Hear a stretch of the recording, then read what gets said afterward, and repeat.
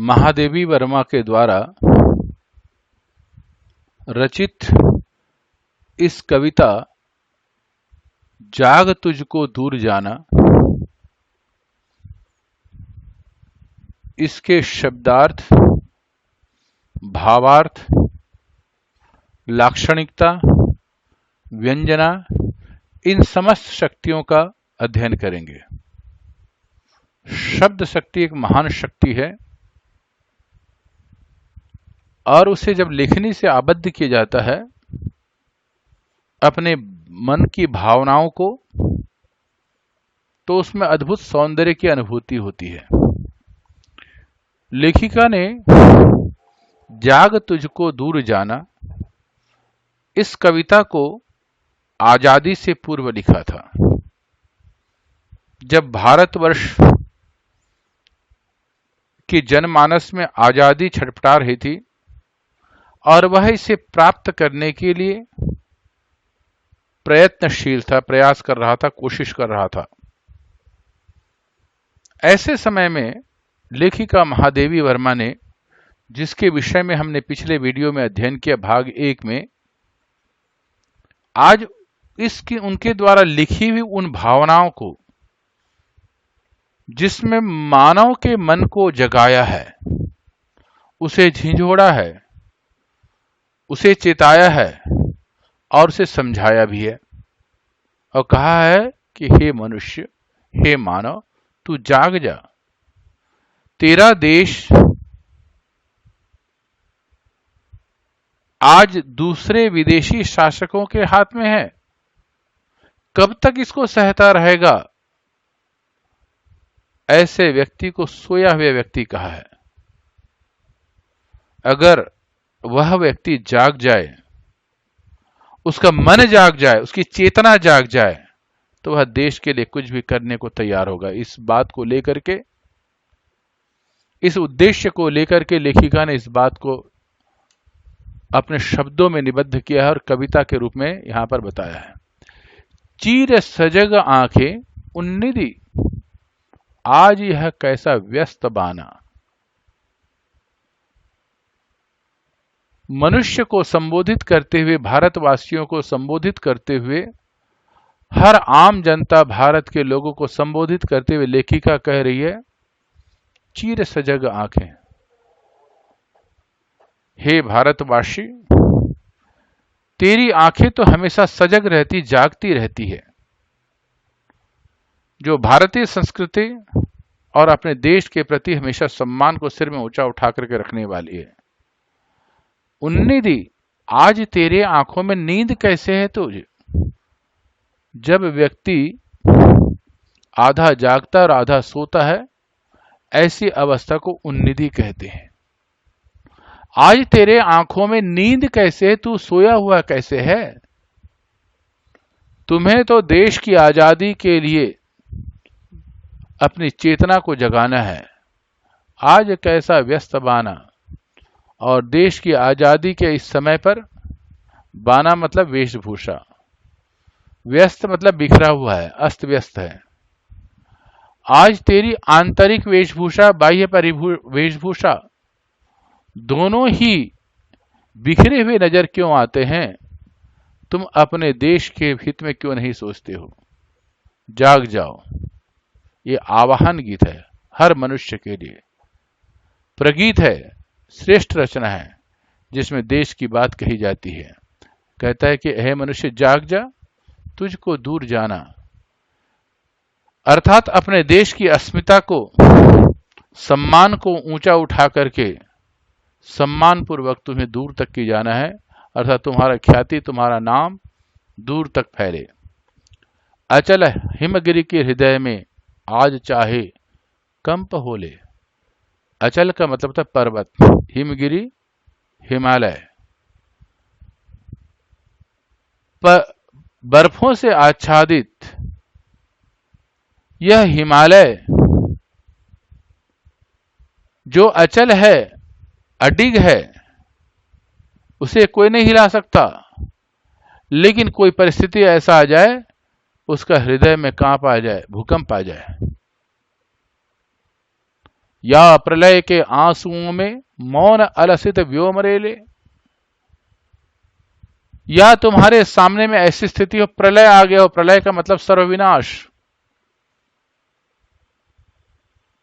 और ऐसे समय में तुम्हारे आंखों के जो आंसू है शांत होकर के, जो व्योम मतलब आकाश, उसकी आंखों से कुछ आंसू के बूंद टपक जाए तुम्हारे सामने में करुणा से। अगर तुम्हारे देश की स्थिति को देख करके आसमान रोले और हिमालय भी हिल जाए,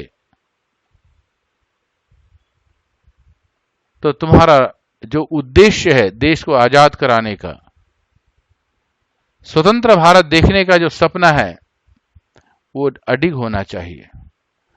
आज पी आलोक के डोले तिमिर की घोर छाया। आलोक का मतलब होता प्रकाश, तिमिर का मतलब घोर अंधेरा। भले ही सब तरफ घोर अंधेरा हो, लेकिन तो प्रकाश का आलोक को पी रखा है, अर्थात तुम्हारे अंदर तेज है, ओज है, कांति है, और कितना भी कठिन समय हो, तेरे पास आलस्य नहीं होना चाहिए, तुम में झुकना नहीं चाहिए। चाहे सारे अंधकार संपूर्ण प्रकाश को पी जाए, जाकर विद्युत शिखाओं में निठुर तूफान बोले, घोर तूफान का समय हो, और ऐसे समय में बिजली की गड़गड़ाहट की भयंकर आवाज आती हो, आदमी कई बार ऐसी स्थिति पर छिप जाया करता है। लिखिए कह रहे, कठिन से कठिन परिस्थिति क्यों ना हो, पर तुझे है नाश पथ पर चिन्ह अपने छोड़ जाना। अगर तुम्हारा शरीर जो नाशवान है, ऐसे रास्ते पर बलिदान देना पड़ जाए, नाश पथ पर का मतलब है तो बलिदान देना पड़ जाए, जिंदगी की बलिदान देना पड़ जाए, लेकिन तुम ऐसा कुछ चिन्ह छोड़ जाना जिससे भारत की मां आंचल स्वतंत्रता से प्रसन्न हो उठे, लहरा उठे, भारत का तिरंगा प्यारा। इसलिए कहता है, हे मनुष्य, तू अपनी चेतना को जगा, अपने मन को जगा, और तेरे को दूर तक की जाना। हर हालत में तुम्हें देश को आजाद कराना है, और स्वतंत्र भारत में हर व्यक्ति स्वतंत्र रहे, इसका उद्देश्य तुम्हारे पास होना चाहिए। बांध लेंगे क्या तुझे यह मोम के बंधन सजीरे। अगर तुमने देशभक्ति की संकल्प ले लिया हो, देश को आजाद बनाने का संकल्प ले लिया हो, तो मोम के जो बंधन शब्द है मतलब प्रेम का बंधन, परिवार का बंधन, बहुत सुंदर लगता है। हर को अपना परिवार, अपना प्रेम अच्छा लगता है। पंत की बाधा बनेंगे तितलियों के पर रंगीले। तितलियां शब्द यहां पर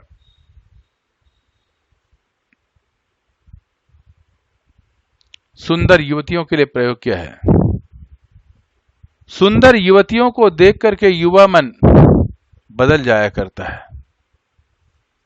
लेकिन देश के आजाद के दीवाने के साथ में ऐसा नहीं हो सकता। तुम किसी नवयुवती को देख करके उसके प्यार में मत बन जाना और रंगीला मत बन जाना। तुम्हारा तो एक ही कार्य है, देश को आजादी करना। तुम्हारा जो लक्ष्य है, दृढ़ संकल्प है, उसके सामने में कितने भी सुंदर से सुंदर बंधन आ जाएं, तुम्हें हिलना नहीं है। विश्व का क्रंदन भुला देगी मधुप की मधुर गुनगुन। विश्व का क्रंदन, यहां तात्पर्य यह है कि अगर सारा संसार कठोर शब्दों में तुम्हारे क्रंदन को देखता है और तुम्हारे को आगे बढ़ने के लिए मना करता है, तो मधुप की मधुर गुनगुन, मधुप कहते हैं शहद, उसकी जो सुंदर सी आवाज है, मधुप का मतलब भौरा, मधु जो पीता है उसको मधुप कहते हैं, अर्थात भौरा। जब भौरा किसी खिले हुए फूल के पास जाता है और उसे रस पीना चाहता है, तो सबसे पहले उसे संगीत से प्रसन्न करता है। और उसकी प्रसन्नता से अभिभूत होकर के, शांत होकर के उसमें पी जाता है। और कई बार तो उसमें इतना मस्त हो जाता है कि रात भर के लिए उसके बंधन में बंध जाता है। कुछ फूल ऐसे होते हैं जो शाम को बंद हो जाते हैं, सुबह खिल जाते हैं, और शाम के समय में कोई मधु भौरा उसका रस पीने बैठ गया हो और इधर से सूर्यास्त हो गया हो तो रात भर के लिए वो बंधन में बन जाता है। क्या डुबा देंगे तुझे ये फूल के दल ओस गिरे। फूलों पे जो छोटे छोटे ओस के कण होते हैं वो गीला तो कर सकता है लेकिन तुम्हें पानी में डुबा नहीं दे सकता। अर्थात लेखिका कहना चाहती है, कितने भी सुंदर से सुंदर परिस्थितियां मिल जाएं जिससे तुम मोह और माया से बंधन में युक्त हो जाओ, लेकिन तुम अपने दृढ़ संकल्प को मत भूलना कि देश को आजाद कराना है। स्वतंत्रता के राह पर चलने के लिए, भारत मां की प्रतंत्रता की बेड़ियों को काटने के लिए तुमने जो दृढ़ संकल्प लिया है उसके भूल मत जाना। तू न छाह को अपने लिए कारा बना। तुम, कारा का मतलब कारावास और छाह का मतलब होता है एक सुंदर शांत जगह। कवियत्री कहना चाहती है, कितने भी आकर्षण तुम्हारे सामने में आ जाएं, कितनी सुंदर परछाइयां, छाह परछाइयां तुम्हारे को अपने कारावास में जकड़ ले, अर्थात किसी सुंदर स्त्री या सुंदर युवती के गले का तुम बंधन बन जाओ, उनके हाथों के सुंदर सजीले हाथों से उनके कारावास में बंध जाओ और जिंदगी तुम भूल जाओ, तो कहते हैं लेखिका नहीं, तुम्हें जाग तुझको दूर जाना। इस मोह माया से देश के लिए अगर स्वतंत्रता प्राप्त करना है तो दूर रहना पड़ेगा। वज्र का उर एक छोटे से अस्त्र कण को धो गलाया। तुम्हारा हृदय वज्र की तरह मजबूत है। वज्र कहते हैं एक प्रहार, एक शस्त्र को जो सिर्फ इंद्र देवता के पास है। इतना मजबूत और शक्तिशाली होता है, जहां कहीं एक बार गिरा दिया जाए तो वह समाप्त हो जाता है। तो इसी प्रकार से मनुष्य के जीवन में निराशा, उदासीनता, निष्क्रियता, ये उसे पीछे हटने को मजबूर करते हैं। लेकिन दे किसे जीवन सुधा का 2 घूंट मदिरा मांग लाया। जीवन सुधा, अमृत, जीवन को अमृत कहा है।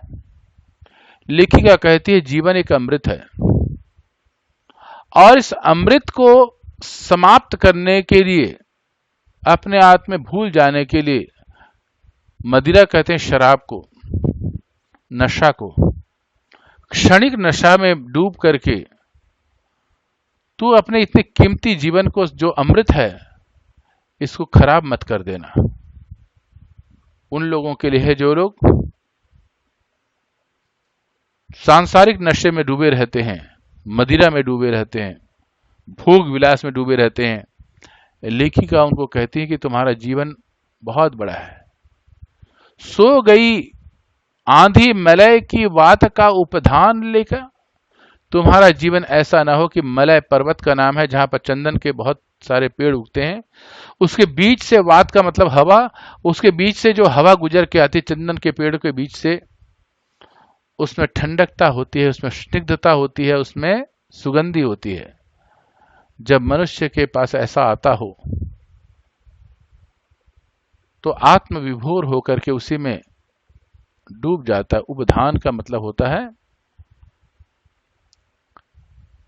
सहारा, आश्रय।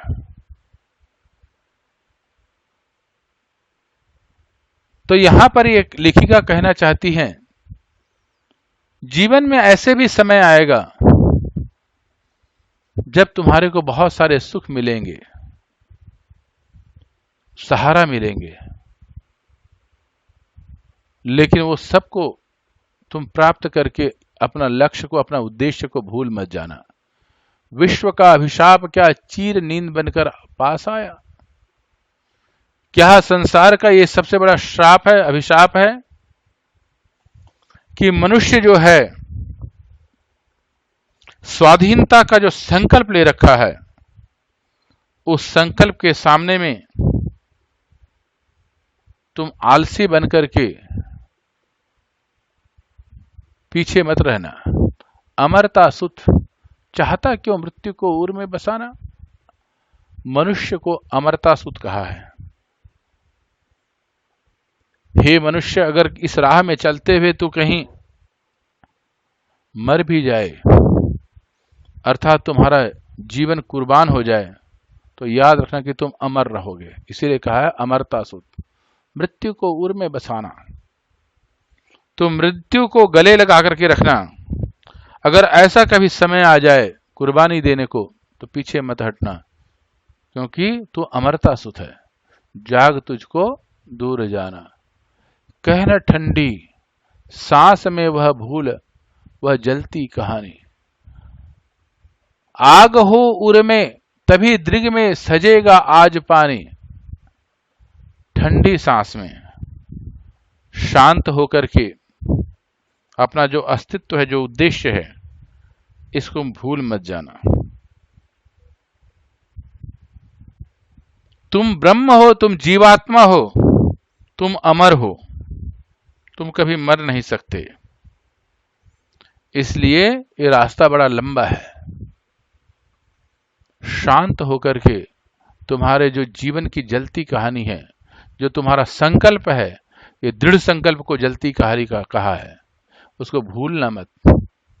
क्योंकि भारत को, अपने देश को, अपनी मातृभूमि को पराधीनता की बेड़ियों से हटा करके उसे स्वतंत्र करना, आजाद करना है। यही तेरी असली जलती कहानी है।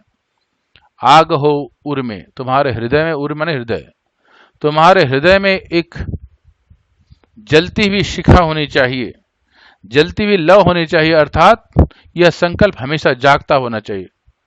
तभी दृग में सजेगा आज पानी। दृग का मतलब आंसू, आंखों में।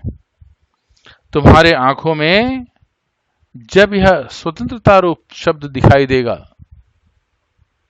तो वह पानी सजेगा। पानी का मतलब यहां पर आंसू है। तुम्हारे आंखों में जो आंसू है वो सजावट है, न कि वेदना है। हार भी तेरी बनेगी। अगर इस रास्ते में चलते हुए कहीं तुम हार भी गए, तो उसे हार मत समझना। माननीय जय की पताका वह सम्माननीय पताका कहलाएगा।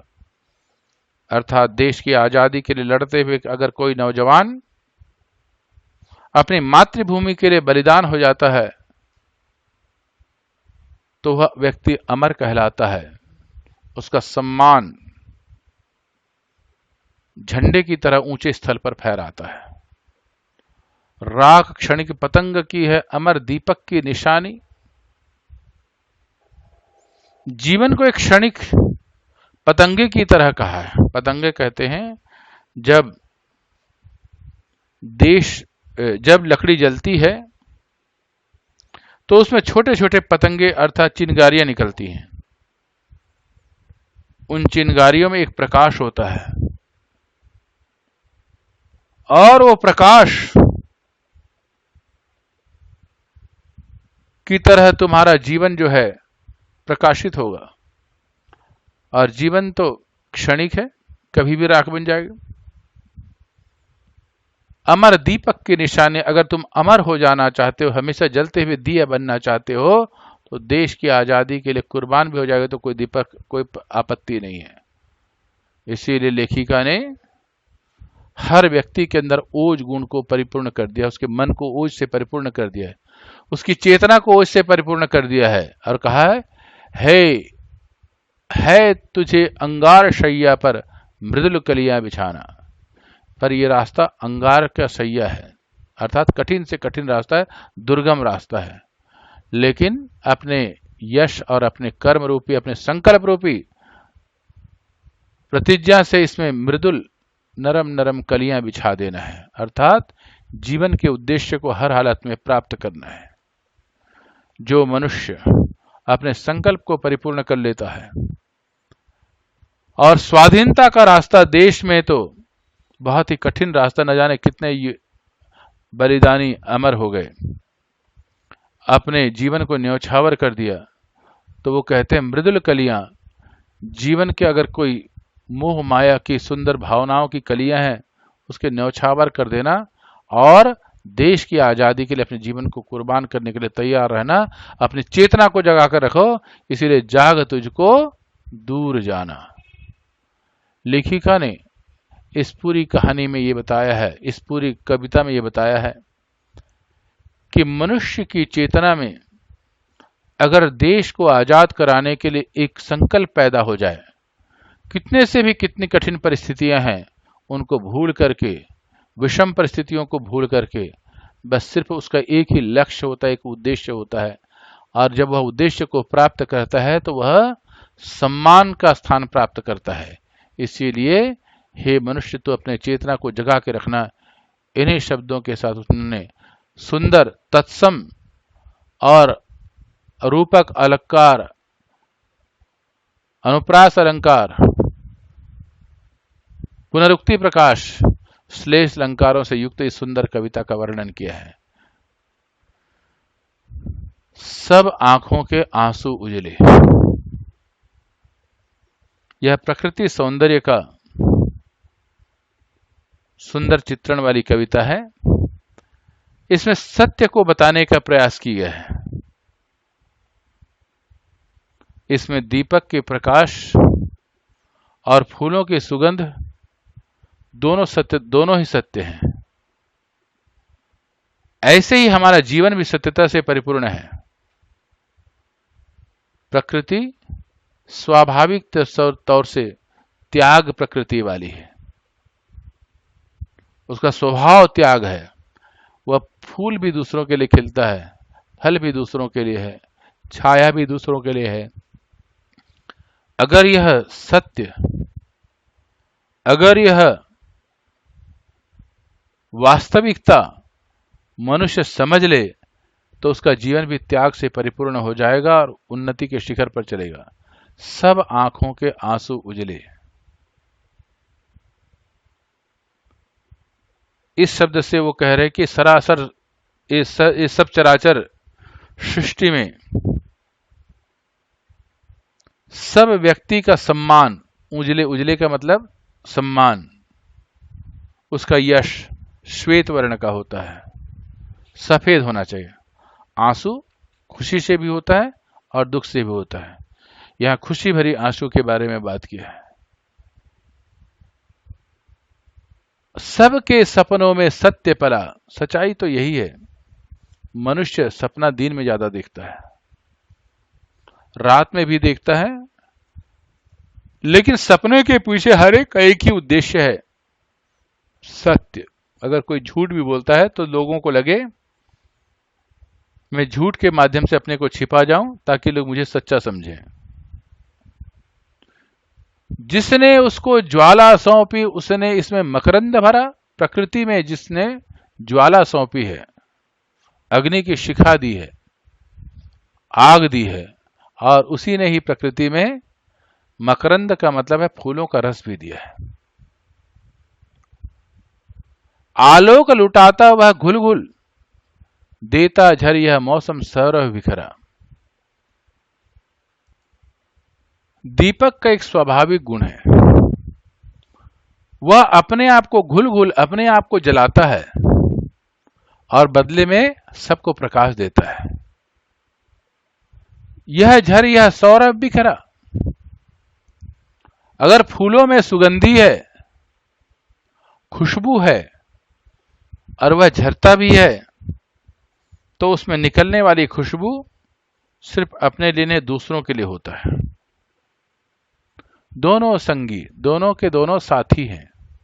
पथ एक, दोनों का रास्ता एक है, अर्थात दिया भी खुद जल करके दूसरों को प्रकाश देता है और फूल भी खिल करके खुशबू दूसरों के लिए ही देता है। तो दोनों का रास्ता क्या है? परोपकार करना, दूसरों के हित के लिए कार्य करना। पथ एक, रास्ता एक ही है, किंतु कब दीप खिला कब फूल जला। लेखिका ने यहां विरोधाभास प्रकट किया है। दिया कभी खिलता नहीं है और फूल कभी जलता नहीं है, अर्थात दिया जो है जलता है और फूल जो है खिलता है। दोनों का अपना अपना स्वभाव है और वो अपने स्वभाव की वजह से ही सम्मान प्राप्त करते हैं, यही उनकी सत्यता है। तो इसी प्रकार से मनुष्य की भी एक सत्यता है, एक वास्तविकता है। वह अचल धरा को भेंट रहा, शत शत निर्झर हो चंचल। इस अचल का मतलब स्थिर जगत को, धरती को, धरा माने धरती, स्थिर धरती को भेंट कर दिया है। शत शत निर्झर, सैकड़ों झरने जो चंचल होकर के बहती रहती हैं। किसके लिए? झरने भी अपने लिए नहीं बहती, अर्थात धरती को सींचने के लिए होता है और प्राणी मात्र के प्यास बुझाने के लिए। चीर परिधि बना भू को घेरे, बहुत दिनों से इस धरती के चारों ओर परिधि बनाकर के चारों ओर गोलाकार बनकर के जल जो है घेर रखा है और इसका नित उर्मिल करुणा जल। उर्मिल का मतलब लहर होता है, लहरों से युक्त होकर के यह जल चारों तरफ से धरती को घेर रखा है। कब सागर उर पाषाण हुआ, धरती का हृदय कभी पत्थर से नहीं भरा, अर्थात उसका स्वभाव नरम ही है और वह स्वाभाविक तौर से जल का स्वभाव नरम और दूसरों के लिए शीतलता लिए हुए है। ये प्रकृति का सत्य है। उसके अंदर स्वयं को उत्सर्ग अर्थात दूसरों के लिए समर्पण करने की भाव, कल्याण भावना से युक्त है। कब हिमगिरी से निर्मम तन बदला, और कब गिरी से निर्मम तन बदला। गिरी का मतलब होता है पहाड़। पहाड़ का जो कठोरता है वो कभी छूट नहीं सकता, उसका स्वाभाविक स्वभाव है। इसीलिए यहां पर कहते हैं, क्या सुंदर बात कर, नभ तारक सा खंडित पुलकित। नभ बोलते हैं आसमान, आसमान से तारे खंडित टूट करके पुलकित प्रसन्न होकर के मतलब चमकते हुए गिरते हैं।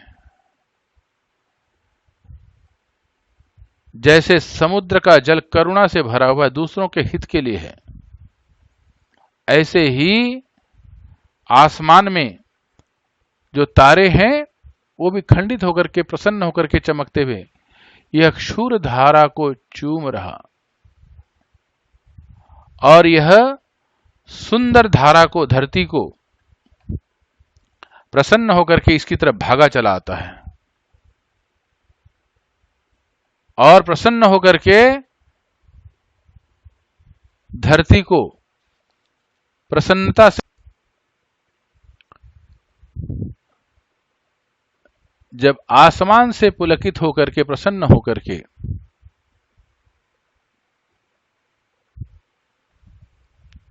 वह धरती की ओर आता है तो उसके अंदर चमक होती है। अंगारों का मधुरस्पी, अंगारे में यद्यपि दहकता है, गर्मी होती है, लेकिन लेखिका ने केसर किरणों से झूम रहा। सूर्य जो है अंगारों की तरह दहकता है, लेकिन उसके किरण को केसर से तुलना की गई है और वह केसर किरणों की तरह प्रसन्न होकर के, जैसे सोने को अग्नि में तपा दो तो उसका रंग और भी निखर जाता है, रूप भी बदल जाता है। इसी प्रकार से मनुष्य अपने परिश्रम से और प्रकृति से कुछ सीख करके अपने जीवन को ऊंचा उठा सकता है। अनमोल बना रहने को कब टूटा कंचन हीरक पिघला। सोना भी अनमोल है और हीरा भी अनमोल है, दोनों के दोनों अनमोल है, लेकिन हीरा कभी पिघलता नहीं है और सोना कभी टूटता नहीं है। जीवन मरकर के संपुट दो, जिसमें बनता जीवन मोती। नीलम एक प्रकार का बहुमूल्य रत्न है। आसमान का रंग नीला है, इसीलिए उसको नीलम कहा है। मरकत कहते हैं पन्ना को, पन्ना का रंग हरा है और धरती हरी भरी है। तो लेखिका ने धरती को मरकत मणि कहा है और आसमान को नीलम कहा है। इन संपुट, इन दोनों के बीच में जीवन बनता मोती। जो हम लोगों का जो जीवन है वो मोती बन जाता है। कब? तप करके, परिश्रम करके। इसमें ढलते सब रंग रूप उसकी आभा स्पंदन होती, और इसी के बीच में ही सारे के सारे मनुष्यों का, हर व्यक्ति का जो जीवन है, रंग भी बनता है, रूप भी बनता है, उसकी आभा, उसका सौंदर्य भी विकसित होता है। आभा का मतलब उसके यश रूपी किरणें स्पंदित होती हैं, बिखर जाती हैं। जो नभ में विद्युत मेघ बना, वह रज में अंकुर हो कितना निकला। जो आसमान में बिजली मेघों के बीच में कड़कती है, वही इस धरती पे आकर के अंकुर बन जाता है। मतलब वहां से बिजली कड़कने से धरती के अंदर उर्वरा शक्ति आ जाती है और जल बरसने से इसके अंदर अंकुर फूट उठते हैं। संस्कृति के पग में मेरी सांसों का नाम अंकुर चुन लो। इस सारा संसार परम तत्व के अंदर है। संस्कृति संसार, प्रति पग में मेरी, हर एक जगह पर मेरा हर सांस एक नव अंकुरण की तरह। जीवन का हर सांस एक सुंदरता है, और जो व्यक्ति इसको चुन लेता है और जो इस सौंदर्य को पहचान लेता है, अंकन चिन्ह इसको चुन लेता है, वह जीवन की सफलता को प्राप्त कर लेता है। जो बनने मिटने में नित अपने साधों की क्षण गिन लो। बनना और मिटना तो जीवन का स्वाभाविक स्वभाव है। इस समस्त तत्व को परम तत्व ने धारण कर रखा है, और वह क्या करता है? हर क्षण हर मनुष्य का देखभाल करता है, हर प्राणी का देखभाल करता है, और उसी के इस परम तत्व के अंदर रह करके हम लोग सत्यता को प्राप्त कर सकते हैं। जलते खिलते बढ़ते जग में घुल में एकाकी प्राण चला। जलते खिलते, इस संसार में हर व्यक्ति, कोई जल रहा है, कोई खिल रहा है, कोई आगे बढ़ रहा है, कोई सबके साथ मिलकर के रह रहा है। लेकिन एक समय आता है प्राण को अकेला ही जाना पड़ता है। यही प्रकृति का सत्य है, यही संसार की वास्तविकता है।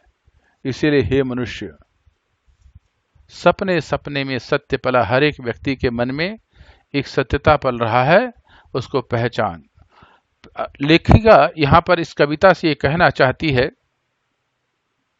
सारा संसार के अंदर जो प्रकृति है वो एक सत्य है। इसको संभालने वाला, इसको बनाने वाला, आसमान से लेकर धरती तक, हीरे से लेकर मोती तक, सारे के सारे उसके अंदर में है। और कुछ मनुष्य इसके पीछे भाग रहे हैं, और कोई संसारिकता में डूबा हुआ है। सब के सब मिलकर के जीवन को आगे बढ़ाने की कोशिश कर रहे हैं। लेकिन एक समय आता है, मनुष्य को अकेला जाना पड़ता है, सिर्फ अपने कर्मों के साथ लेकर के।